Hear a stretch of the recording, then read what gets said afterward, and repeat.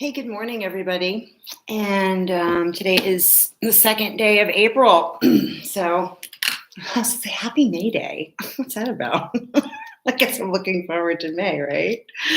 So today's reading is I did what I did yesterday. I just felt inspired to get back to this deck, and I think I shared it in yesterday's post that this particular deck, The Wild Wisdom of the Fairy Oracle, which is by Lucy Cavendish, and the artwork is by Selena Fenich.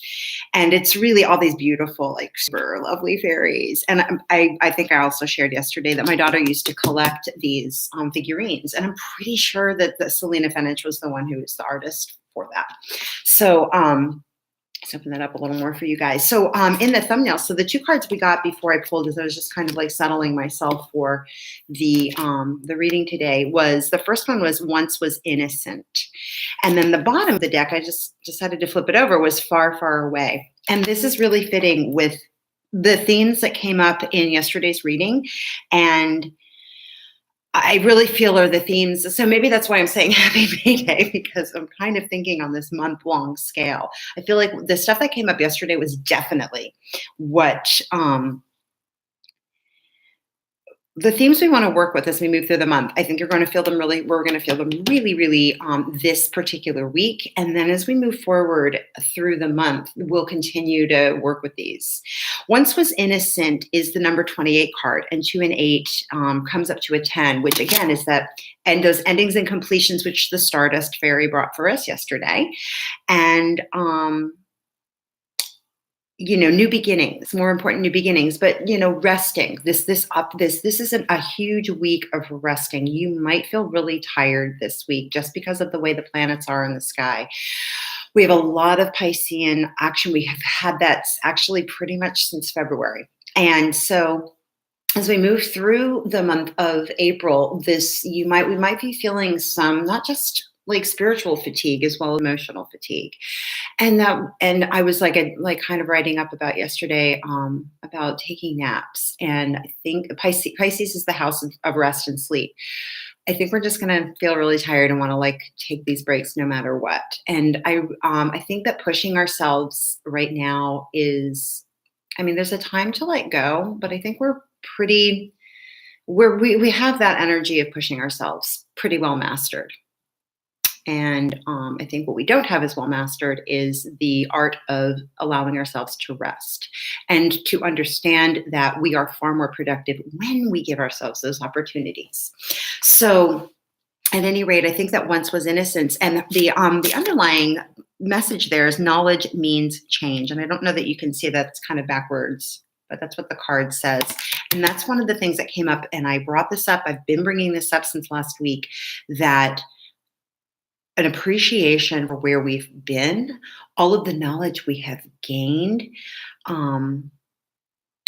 We are at a threshold now where we can't go back. And so even if you want to go back and you notice that things are changing, which can definitely inspire a feeling of, resistance or clinging or grabbing on and, oh my God, but that impulse is natural. But by resting, by taking your breaks, by allowing the changes to settle in slowly during those times of rest. And that Stardust Fairy was also obviously indicating the need to rest. The High Priestess came up. We had this Page of Cups who was definitely in a very restful place as well. This knowledge for change is that time to allow the knowledge to settle in, and that you're definitely ready to move on. And then Far, Far Away. So Far, Far Away is another card. And then, by the way, the Once Was Innocent card has the number 28, which is the sign of abundance coming in. And then it also comes to that 10, 2 plus 8 is 10. And that's, again, those endings and beginnings. Far, Far Away is the number 30, which is, again, the Ascended Masters. But even again, you magnify that by 10, right? 3 times 10, and you've got superpower behind you. So definitely rest. As you rest, call upon your Ascended Masters, call upon Jesus, call upon whatever higher power makes sense to you. And in the far, far away times, in these times of rest, this is that time to really we've Once Was Innocent. We've come too far. We can't go back. It's time to do new things. It's time to pick up that mantle. And if you're not sure what that is, creative daydreaming. All right, so those are the two cards that came out before I even started this reading, and we'll hold on to those. And then I'll work with the Shadowscapes Tarot deck by Stephanie Puelan Law and her collaborator, Barbara Moore, and for the general reading. Those are kind of the themes, and they definitely are carrying over. I just want to make my card. I do keep my cards upright, but sometimes the cards will come out in reverse. So I'll go ahead and shuffle the cards and see what kind of energies our Shadowscapes Tarot has to offer for us today. But we already have some really, really good guides on how to use the energies to the best, to our most creative, to have the most fun today, to be in our best life, right? So we sit and ask any kind of higher powers that make sense to us to lean into that and see what they have to offer. Clearing my energy, clearing any negative energy that might come toward me or from me, so I can offer the best messages. What are the cards wanting to share with us today? I don't have any special technique. I don't like to flip my cards because it sounds really noisy. Oh, one just flipped. So again, we have the Two of Swords. So this one came up yesterday in yesterday's reading. So Two of Swords. And we have the decision. We have the decision to rest or not rest, to push or not push. And I think this week we need to get things done for sure, but we also need to give ourselves that time to rest. So when we are in the position where we're making decisions in order to see the true heart's desire, there's another two cards actually fell out. Oh, we've got the Ten of Wands. All right, so we might be feeling tired. And with Six of Swords. This one was at the bottom of the deck yesterday. Okay. So those are the cards that came out. Those are the three that we'll work with today. And then the bottom of our deck today is the moon. So, I am not making this stuff up. So these themes continue on. So I'm going to angle the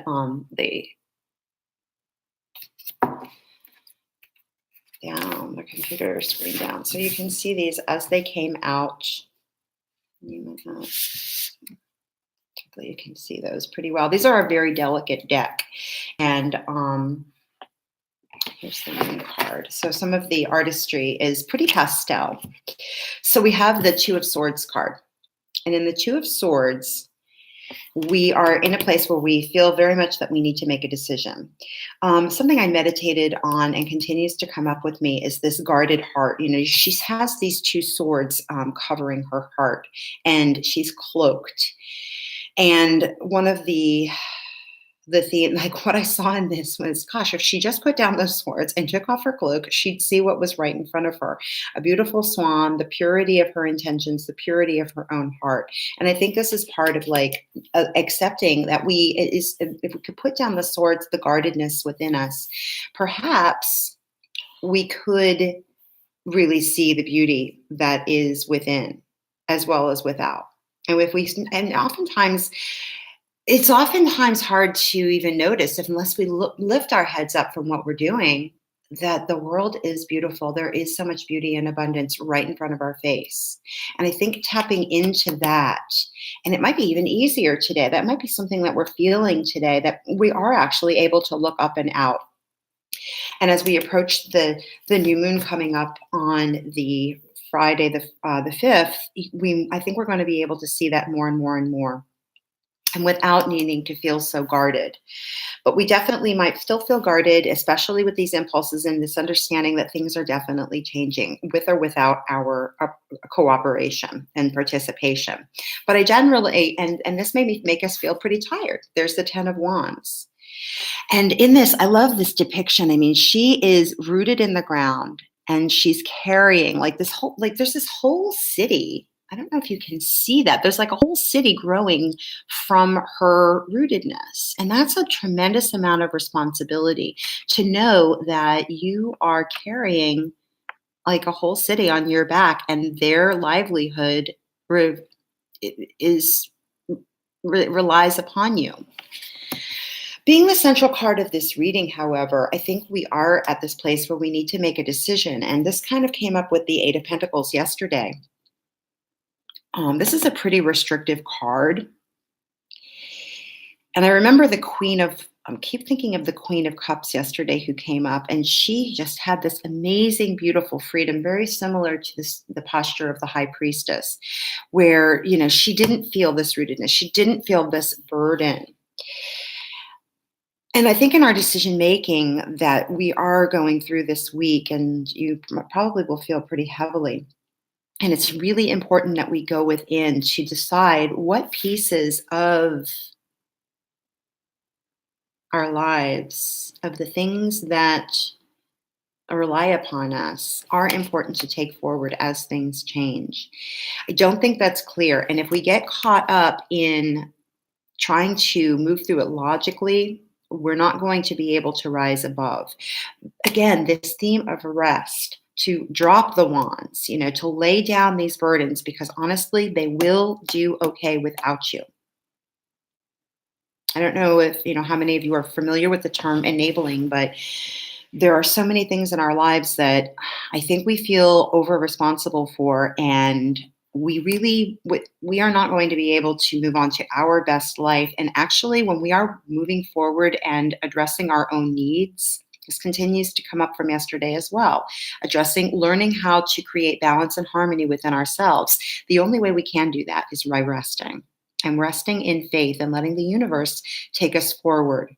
This beautiful child, and this really is a child fairy in there. It's a little boy, he's so sweet, is rising above the chatter and the nonsense. And, these swords are actually pointing down. Those thoughts are pointing down. They're thoughts that maybe would drag him down if he opened his eyes. Rest is really, really important this week. I cannot reiterate that enough. And that comes up again with the presence of the Moon card.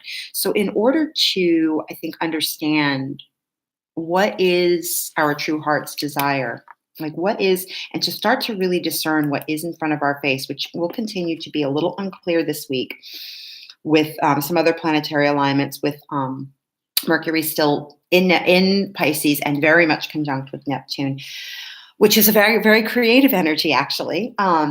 We need to give ourselves times to rest this week, no matter what. And I think we'll probably feel as though we have so much to do. How can we possibly rest? But I think even if it's 5 minutes, set a timer. I find setting a timer gives me, at least a little feeling like I'm not throwing my entire day away, but resting to learn the heart's desire, to be able to make the right decisions about what really are the things for which you're responsible for. And ultimately, you are only responsible for yourself. And when you are taking care of yourself, you are far better able to take care of the needs of others, because you're doing it from a genuine place. You're doing it from a place of true compassion. And speaking of compassion, the King of Wands was underneath the Moon card. So that's passion. Find the things that you're passionate about and do them, because from that place, then you are able to genuinely be present to what's going on around you. So I'm going to leave it there, and I'll do some writing on not only the numerology from the fairy cards, which came up earlier, but I will do them for the reading as well, and just a little more. So check back later. I'll provide a link of the text, and I hope you guys have a really, really good day, and I appreciate you joining me. Have a great one.